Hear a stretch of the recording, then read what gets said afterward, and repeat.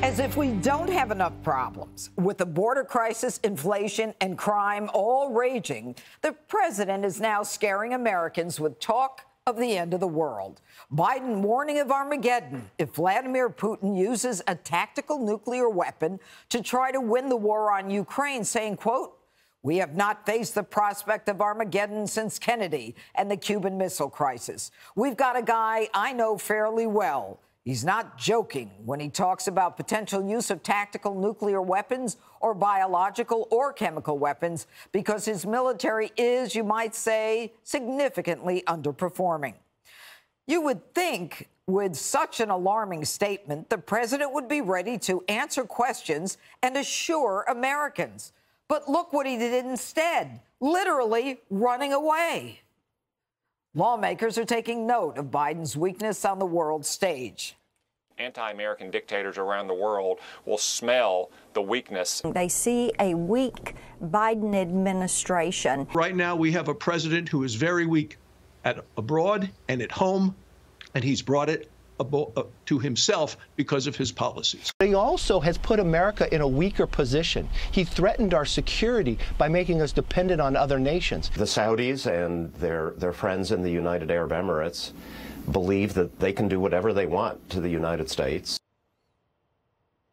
So there you have it. And I'll go to you first, Nikki Haley. Welcome. Thank you.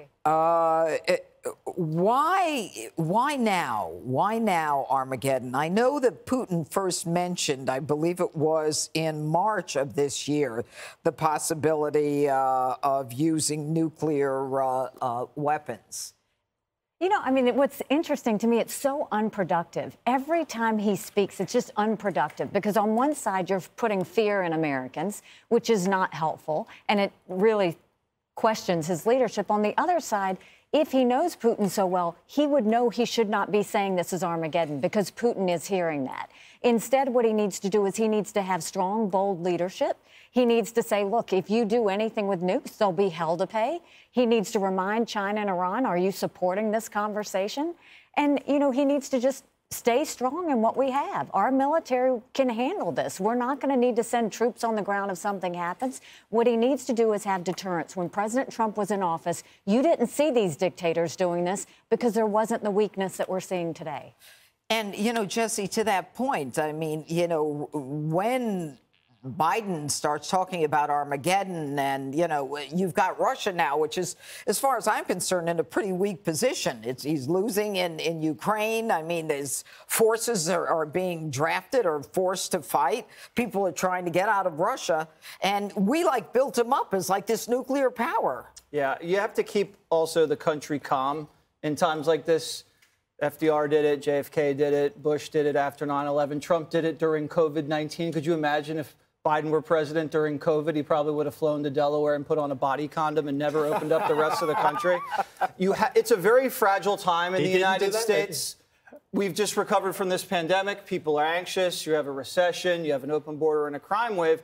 You can't be just throwing around words that trigger people. Like, you don't have a CEO go on an earnings call and just say, Ponzi scheme. Like, you just don't do that. Like, my wife, if we went out to dinner, wouldn't just bring up her ex-boyfriend. You know, I'd be out of there before dessert came. You don't go to San Francisco and just scream, make America great again. You got to know the room and you got to say the right thing. And he always says these things, if you notice, at fundraisers. He said the semi-fascist thing at the fundraiser. Now he says nuclear Armageddon at this fundraiser. It's because deep down he's a very insecure man.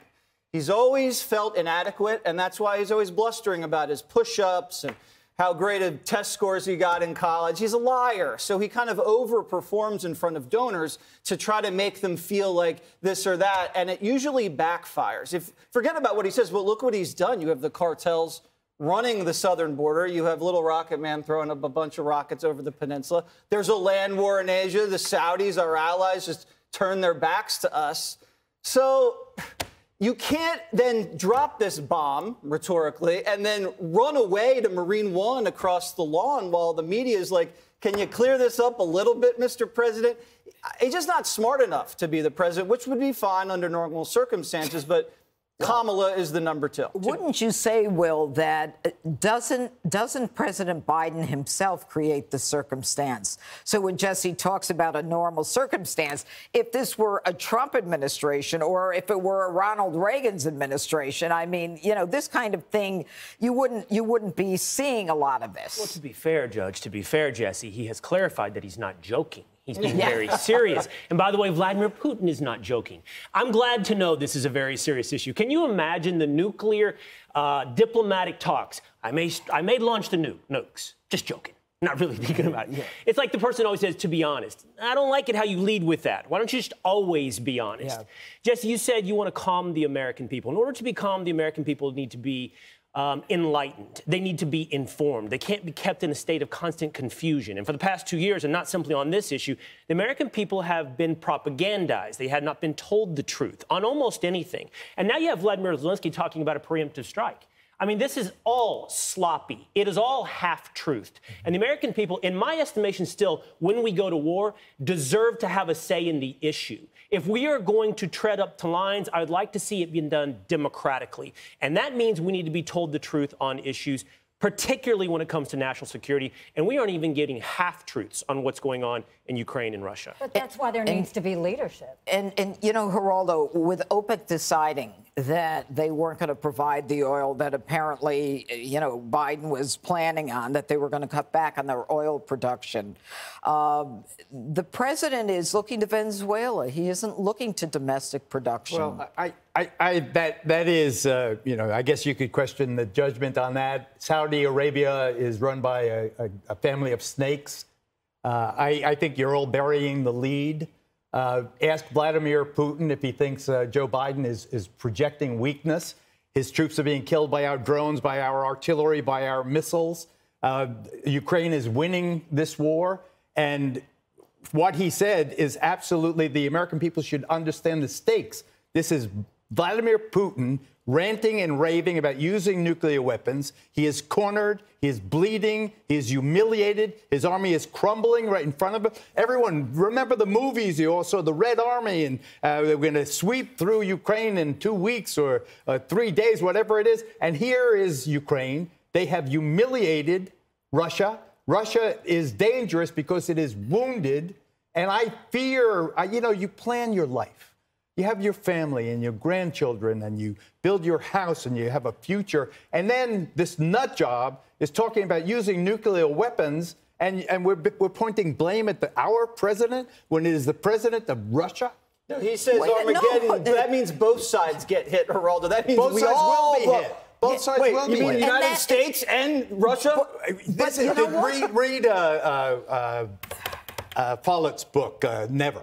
Okay. Starts with one nuclear tactical weapon. Then the other guy has another tactical nuclear weapon that's 1% more. Then the other guy has two tactical nuclear. Everybody knows that everybody gets destroyed. It's the end of the world. Well, everybody knows that, but the point is, Saudi Arabia could be a country of snakes. Putin can be crazy, but we've got a president who is reacting like crazy, as opposed to reacting as a dignified leader of the greatest country on earth. Ukraine. Look at Ukraine, this army. I don't care about Ukraine. Go ahead, Nikki. His words need to exemplify that. What he's doing is he's gaslighting instead of keeping people calm. Yes, we're strong. Yes, we will control this. let the people feel that. Let our enemies know that. If we're on the verge of what you describe, I hope we could have sobriety and clarity in leadership. Yeah, and not like, yeah, but the Russians are coming. Shouldn't we point to where the blame is? Isn't the blame on Putin? Okay. Hey, Sean Hannity here. Hey, click here to subscribe to Fox News YouTube page and catch our hottest interviews and most compelling analysis. You will not get it anywhere else.